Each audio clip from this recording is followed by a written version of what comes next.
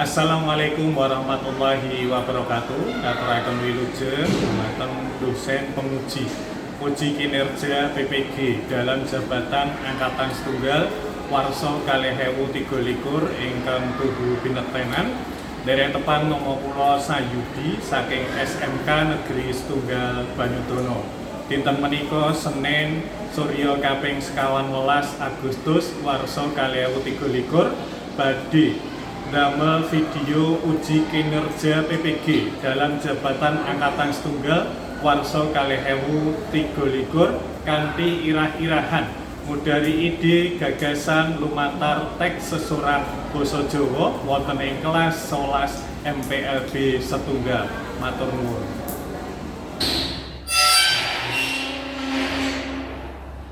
Bahasa Jawa nggih? Nggih. Assalamualaikum warahmatullahi wabarakatuh. Waalaikumsalam warahmatullahi wabarakatuh. Kangge ngawiti pasinaon basa Jawa wonten ing dinten menika salah satunggal mimpin ndedonga. Ing papan palenggan ndedonga kawiwitan. Cekap.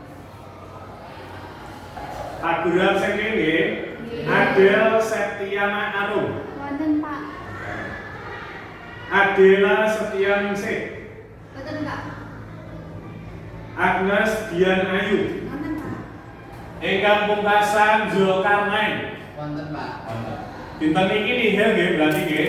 Nggih. Alhamdulillah.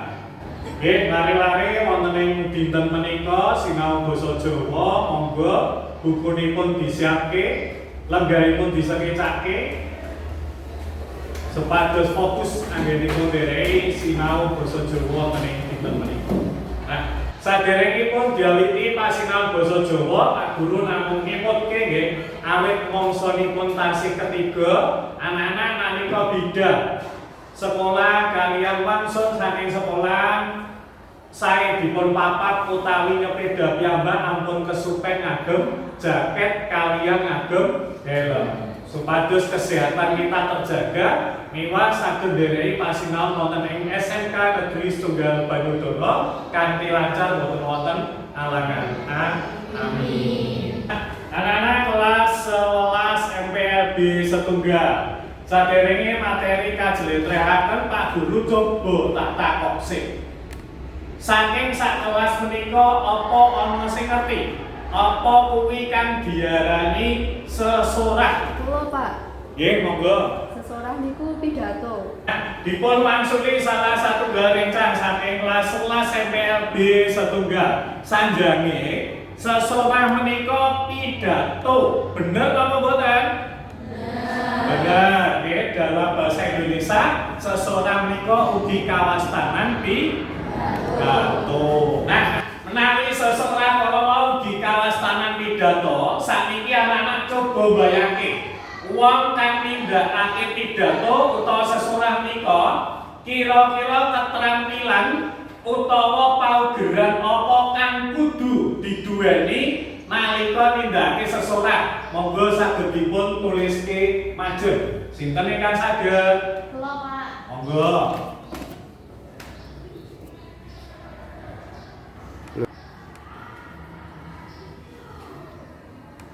Kalianipun tetep nama melih.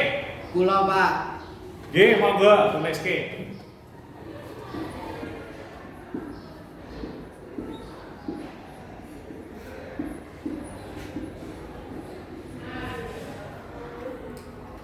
Bahasane lancar, leres. Ingkang salajengipun keterampilan utawa pageran apa monggo tuliske maju. Kula, Pak. Nggih, monggo.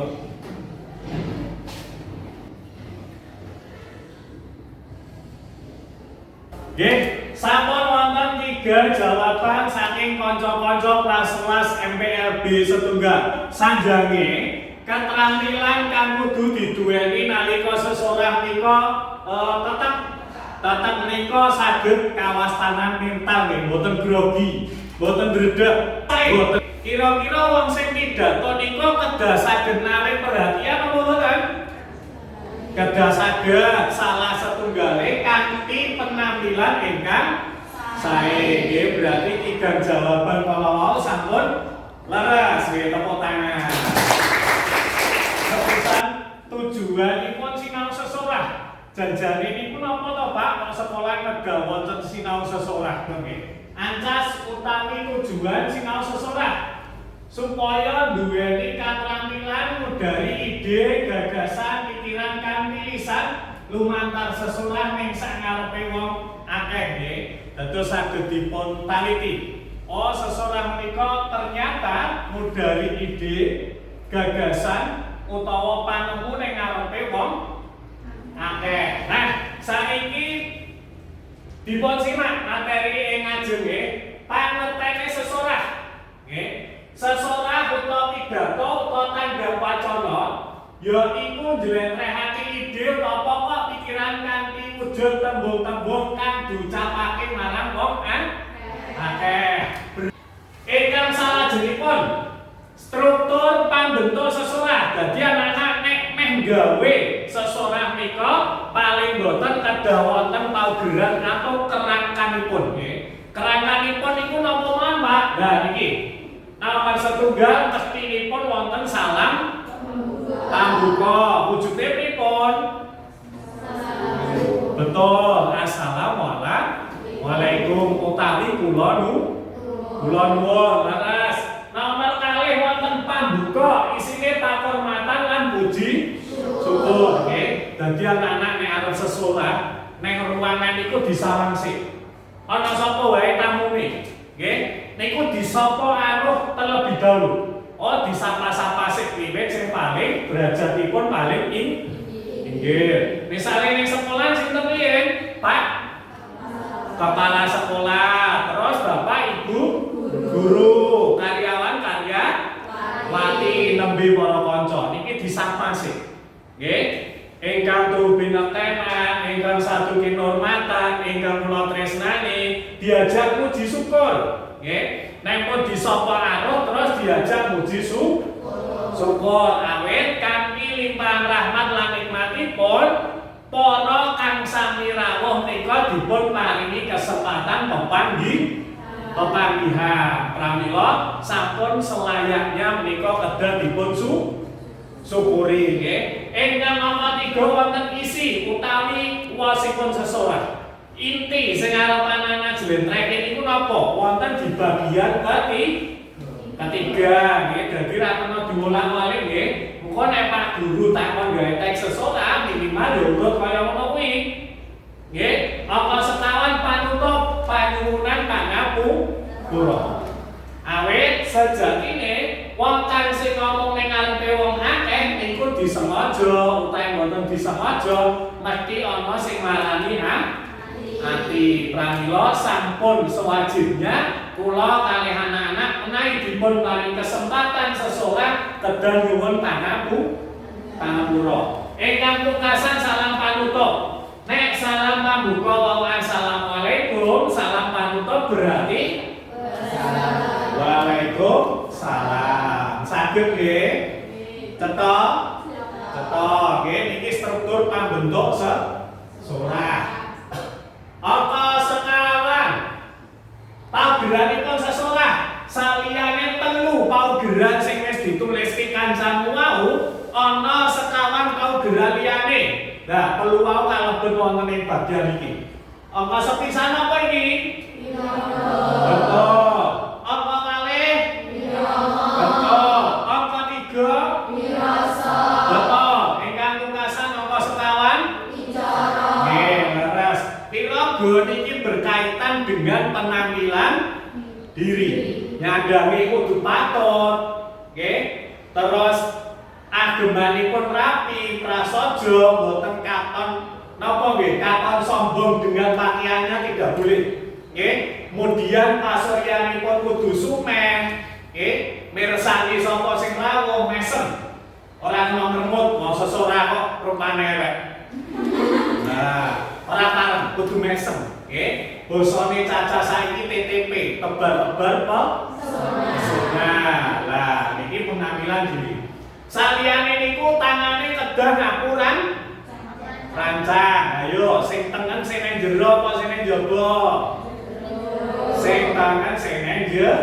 Loh, awet tangan niki lambang kaluwihan tumrapipun piyantun Jawi. Luwih bagus, luwih pinter, luwih ayu, luwih sugih. Lah pramila wonten unen-unen, nggih. Pintere den aliki bodhone dinapa ngayun. Senadyan anak-anak iso ning ora entuk ngetok-ngetok, intinipun boten kepareng sombong, kedah tetep rendah di diri. Lah niki lambangipun ngapuran rancang, nggih, ngeten nggih. Ingkang nomor kalih menika berkaitan dengan irama. Dadi sesorah niki iramanipun boten kepareng datar. Ana kala mangsane banter, ana kala mangsane alon. Lah sehingga wong kang ngrungokke sesorah niki tertarik. Wah, pidatone apik banget. Nggih, niku irama. Nggih. Ingkang nomor 3 wonten wirasa atau penghayatan. Sadèrèngé sesorah katindakake anak-anak kedah ngerti diwaca sing bola-bali, dihayati sing isi kang arep dijlentrehke nggih, supaya apa sing ngomongke kowe ya ngerti isine apa. Nggih, sok-sok wong sing pidato lancar ning isine ra ngerti. Nah, niki padha mawon pepatah tong kosong berbunyi nyari nggih. Ingkang pungkasan wicara ucapanipun kedah bahasa Jawa menika walikanipun bahasa Indonesia. Bahasa Indonesia A, bahasa Jawa O. Bahasa Indonesia E, bahasa Jawa THA. Macane cetha napa mboten? Cetha. To. DHA, cetha napa mboten? Cetha. Duweni gambaran sesorah sing apik iki kaya napa? Coba dipun pirsani video Pak Guru nalika sesorah nggih. Lah paling mboten kanggo ancer-ancer, oh sesorah sing saiki kaya napa? Ngeten gambaran nggih. Nika salah satunggalipun tuladha sesorah wonten ing pahargyan mantu nggih, erangan Pambiwara.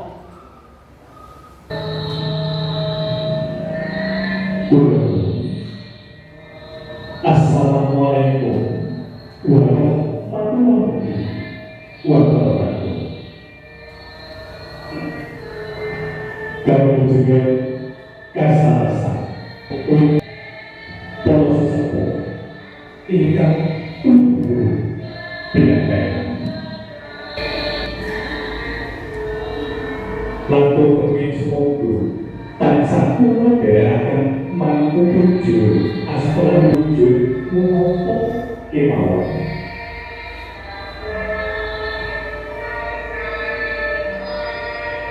Nah, saking tuladha video sesorah saking Pak Guru sing wis kok delok niki wau. Nah, kira-kira anak-anak apa wis tau nindakake sesorah sing kurang luwih kaya ngene iki wae? Dereng nate nggih, pengen iso? Pengen iso. Nah, samangke kegiatan kita hari ini adalah setunggal. Kula kali anak-anak nyoba damel setunggal teks sesorah ingkang jumbuh kalian kebutuhan dunia nyata anak. Mboten kedah pambiwara kaya ing tuladha. Misale anak-anak ning omah dadi sekretaris Karang Taruna. Nggih, jadi MC. Oh, mangke coba damel teks sesorah dados MC. Nah, dados teks sesorah kan ajeng dipun damel kedah jumbuh kalian kebutuhan anak-anak. Nah, mboten wajib kedah sami kalian tuladha Pak Guru mboten nggih. Nah, nika wonten setunggal LKPD samangke Pak Guru nyuwun saben siswa kula paringi setunggal LKPD saperlu damel setunggal teks sesorah sesuai kebutuhan. Dipun serat wonten ing mriki nggih, ampun kesupen identitas dipun isi, nomor absen, nama, kelas nggih. Paham nggih? Paham. Nah, saiki Pak Guru bagi LKPD niku.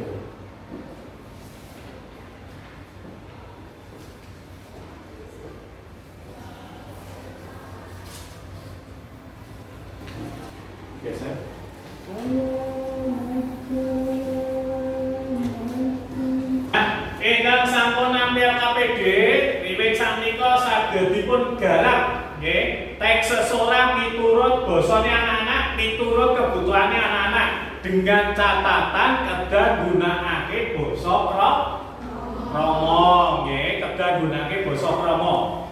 Nah, samangke menawi sampun tekipun sampun kadamel, Pak Guru paringi wekdal sekawan dasa menit saking teks ingkang sampun dipun damel, mangke kolaborasi kalih kanca jejere.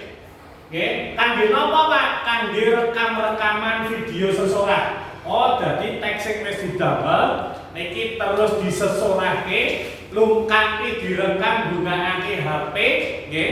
Mangke gentenan. Nek kancamu siji sing sesorah, siji rekam. Nek ora mong mangke sing iki sing sesorah, siji nggih rekam. Nek sampun video kasebut saged dipun simpen wonten ing Google Drive utawi dipun upload wonten ing YouTube utawi wonten ing media sosial Instagram, TikTok, Facebook lan sapiturutipun bebas. Ingkang bahkan link dari video sesorah kasebut samangke ingkang Pak Guru suwun nggih. Paham? Nggih.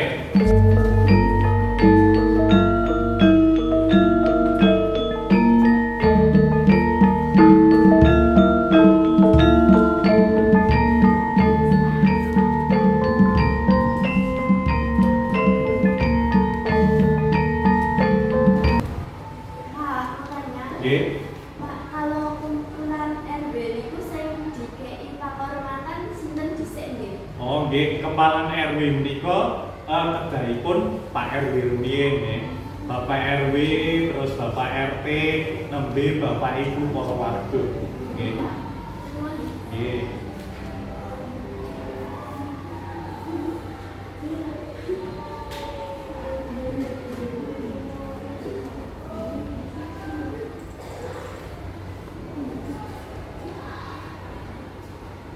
Saged nggih. Saged. Ki kanela boten? Tuladha tembung panutup niku napa nggih? Tuladha tembung panutup nika nyuwun pangapura saged ngeten. Mekaten ingkang saged kula aturaken, kula nglenggono anggere kula matur kathah kalepatanipun pramila kula tansah nyuwun pangapunten. Nika saged. Diserat nggih. Pun namung apa dereng garapanipun? Sampun. Alhamdulillah. Ana sing kangelan mboten? Mboten. Saged nggih? Saged. Nah, saking wekdal sekawan dasa menit kala wau cepete lagi 15 menit wis do rampung. Nggih. Nah, saking teks sesorah sing pun kadamel saniki Pak Guru nyuntula nggih dipun damel video sesorah. Kolaborasi kalian konco jejere. Silahkan pados lokasi ingkang sae, ingkang swantenipun cetha, boten berisik nggih. Nek sampun saking video kasebut mangke dipun upload wonten ing YouTube, Facebook, Google Drive, Instagram, TikTok dan dikumpulkan dalam wujud prangalan utawi link video. Nah, link video kasebut saged dipun isikan wonten ing barcode mriki. Saged diketik menika kanthi langsung utawi saged dipun scanner barcode nika nggih. Ada pertanyaan apa boten? Nggih, kira-kira rampungke kala wau masih ada 25 menit. Cekap napa boten? Cekap. Kinten-kinten wonten pandangan apa boten? Kula Pak, Nggih. Pak menika nggawene ing ngarep sekolah, ngarep kelas asal mboten Pak. Teng ajeng kelas angsal Mas, sing penting mboten ado-ado saking kelas menika nggih. Kemudian pastikan swantenipun cetha atau suara luar mboten mlebet wonten ing video nggih. Kula Pak, ten lab bahasa angsal mboten. Ten lab bahasa ugi angsal, namung dipun pestheki riyen lepe digunakake apa ora. Engko nek lepe dienggo pelajaran terus ujug-ujug mlebu sesorah lek malah kaget kabeh nggih. Nah, Ingkang bahkan tidak boleh jauh-jauh saking ruang kelas menika. Dados Pak Guru saged mantau proses pengambilanipun video sorah. Assalamualaikum warahmatullahi wabarakatuh. Bapak Ibu guru ingkang kula hormati lan kanca-kanca ingkang kula tresnani. Puji syukur marang Gusti Allah ingkang Assalamualaikum warahmatullahi wabarakatuh. Bapak Guru ingkang kula hormati lan rencang-rencang ingkang kula tresnani. Saderengipun kula macaaken pidato ingkang apike mari kita ngucap syukur wonten Gusti Allah. Menawi enten lepat kula nyuwun pangapunten. Wassalamualaikum warahmatullahi wabarakatuh. Pun ampun apa dereng?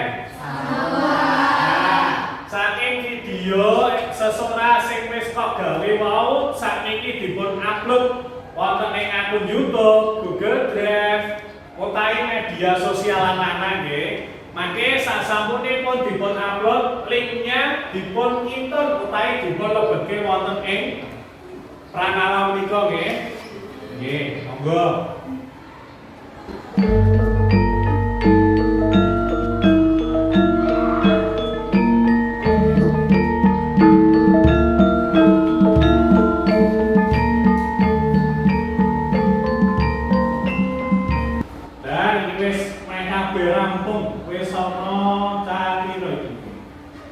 Patlikur ingkang sampun ngirim nggih.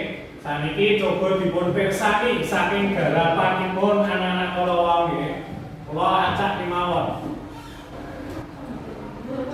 Assalamualaikum warahmatullahi wabarakatuh.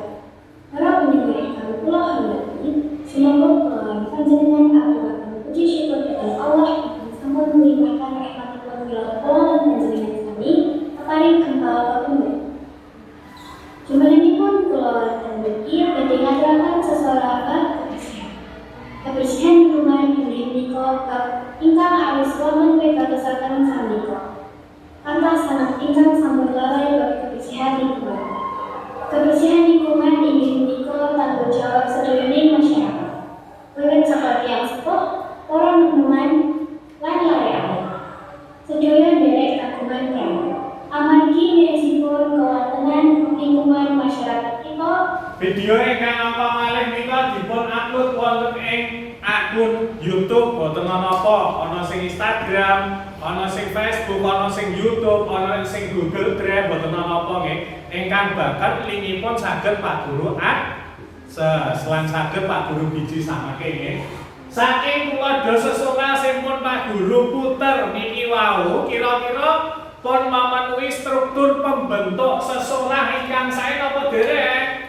Sampun. Salam pambukane pun enten napa dereng? Sampun. Pambukane? Sampun. Isi? Terus panutup? Sampun. Ingkang pungkasan adalah salam panutup. Berarti sedaya sampun wonten nggih? Nggih, tepuk tangan. Ingkang salajengipun tuladha sesorah saking kanca wau wis memenuhi paugeranipun wong kang nindakake sesorah napa dereng? Sampun. Wae nek papat apa wae mau? Tiga. Betul wis ketok napa dereng?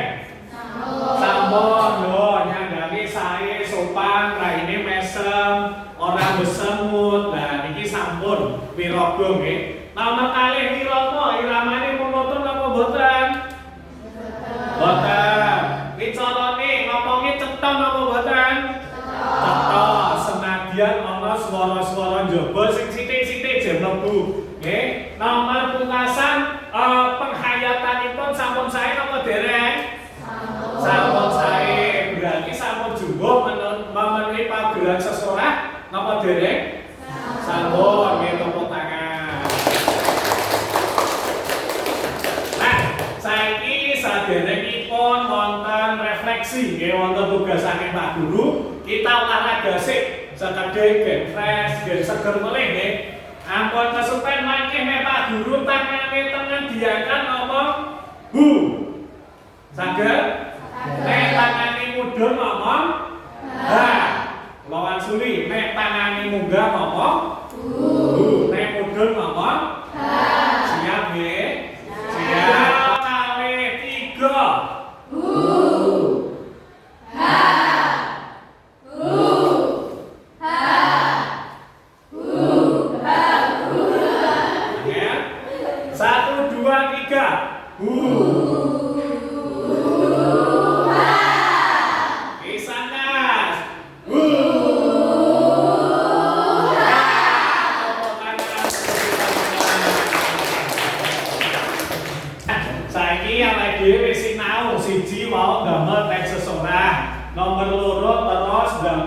video seseorang nggih. Menawi sampun praktek kali Pak Guru wonten ing sekolahan, ampun lali keterampilan seseorang menika dipun terapke wonten ing lingkungan masyarakat. Tuladhane pripun Pak? Sing iki yen kon pidato rawani, kon dadi pembawa acara rawani, kon sambutan rawani, gandeng wis diterangke, wis praktek ya sesuk-sesuk kudu wani. Sanggup napa boten? Sanggup. Saged napa boten? Saged. Insyaallah nggih. Insyaallah ingkang bakal tetap belajar. Menawi kala wau wonten kirang-kirangipun sekedhik benjing dipun perbaiki kersanipun langkung sae. Nah, kanggo telapor Pak Guru, nek nerangke mau kira-kira bocah-bocah wis cetha, wis ngerti, wis mudheng apa dereng, nyuwun tulung dipun garap Google Form kangge asesmen sumatif nggih, pembelajaran seseorang wonten ing dinten menika. Saged lumantar QR kode utawi dipun serat linkipun wonten ing mriki. Dipun garap nggih. Nggih. Boten sakurunan. Digarap dhewe-dhewe.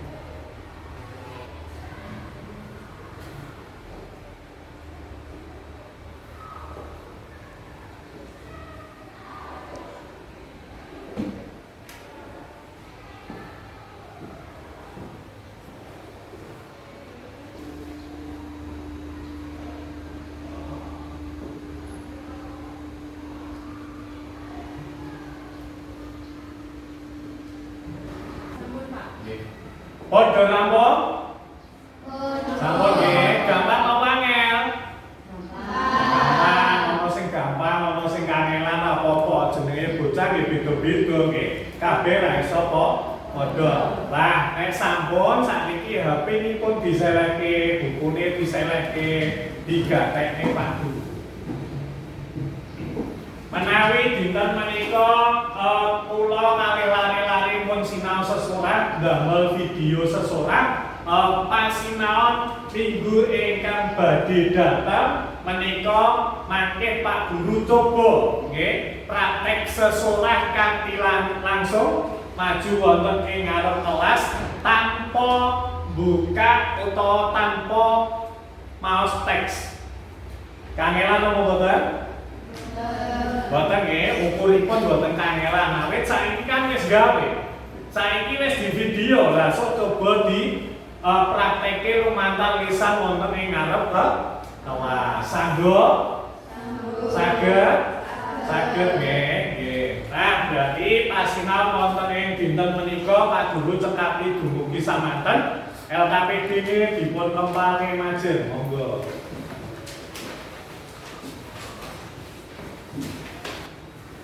Nah, sampun salah satunggal mimpin ndedonga. Ing papan panggonan ndedonga kali utami. Cekap. Sampun nggih pasinaon wonten ing dinten menika wonten pandhaman boten? Boten. Alhamdulillah naik boten Pak Guru ngaturaken matur nuwun anak-anak pun ndereki pasinaon basa Jawa wonten ing dinten menika kanthi semangat. Mugi-mugi pasinaon mata pelajaran sanesipun ugi semangat. Ngaten nggih? Nggih. Bapak kasih, assalamualaikum warahmatullahi wabarakatuh. Waalaikumsalam warahmatullahi wabarakatuh.